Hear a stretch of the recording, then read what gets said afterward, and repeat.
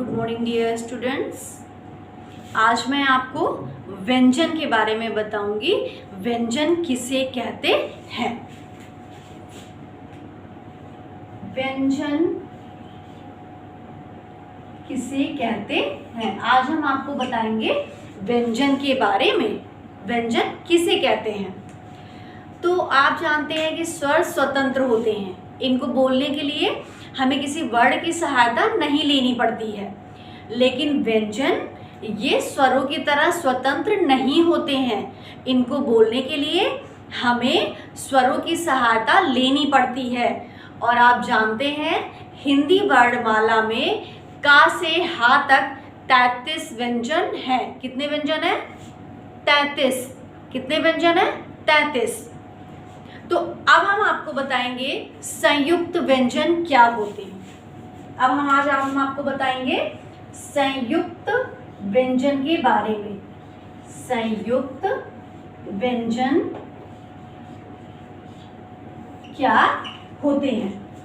तो जैसा आप जानते हैं स्वर कितने होते हैं, मैं आपको यहाँ पे बताऊंगी। स्वर कितने होते हैं? 11। स्वर कितने होते हैं? 11। और व्यंजन कितने होते हैं? 33।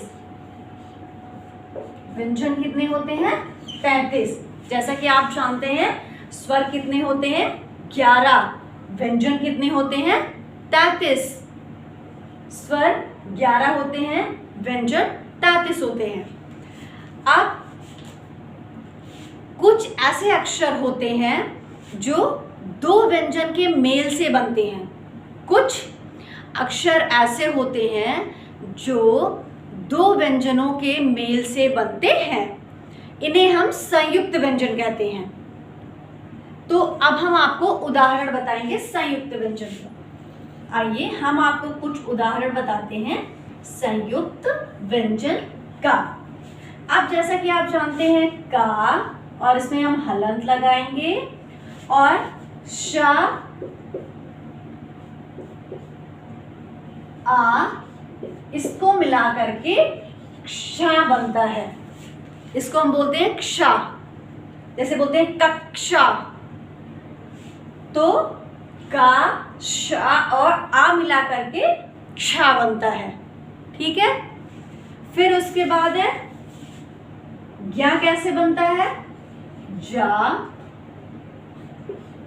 इया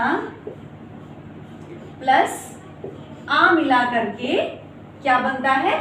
ज्ञा। ज्ञा शब्द कैसे बनता है? ज्ञा। ज्ञा शब्द कैसे बनता है? जा इया और आ मिला करके ज्ञा शब्द बनता है। त्रा। अब हम आपको बताएंगे त्रा शब्द कैसे बनता है। अब आप देखेंगे ता प्लस रा प्लस आ मिला करके कौन सा शब्द बनता है? त्रा। ता रा और आ मिला देने से कौन सा शब्द बनता है? त्रा। अब आप देखेंगे फिर शा रा और आ मिला देने से क्या बनता है? श्रा। ये है आपका संयुक्त व्यंजन। जैसा कि हम जानते हैं स्वर जो होते हैं, स्वर को बोलने के लिए हम इन्हें स्वतंत्र, ये अपने आप में स्वतंत्र होते हैं।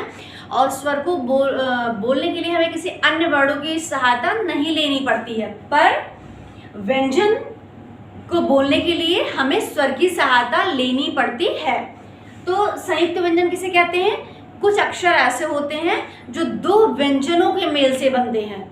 हिंदी भाषा में कुछ अक्षर ऐसे होते हैं जो दो व्यंजनों के मेल से बनते हैं और उन्हें ही हम संयुक्त व्यंजन कहते हैं। जैसा कि आप देख सकते हैं का शा और आ मिला करके क्षा हुआ, जा इया और आ मिला करके ज्ञा हुआ, ता रा और आ मिला करके त्रा हुआ, शा रा और आ मिला करके क्या हुआ? श्रा। तो आप यहाँ पे देख सकते हैं इसको हम संयुक्त व्यंजन कहते हैं। तो मेरे ख्याल से आपको संयुक्त व्यंजन समझ में आ गया होगा कि संयुक्त व्यंजन किसे कहते हैं। स्वर कल हमने बताया था, उसके बाद हमने आपको बताया कि व्यंजन किसे कहते हैं। और इसमें आपने देखा कि संयुक्त व्यंजन स्वर आप जानते हैं 11 होते हैं, व्यंजन कितने होते हैं 33 होते हैं, और किस तरीके से स्वर और व्यंजन किसे कहते हैं हमने आपको बताया है इस वीडियो। तो आप इसका अभ्यास कार्य यहाँ तक करेंगे। कल हम आपको बताएंगे द्वैत व्यंजन किसे कहते हैं।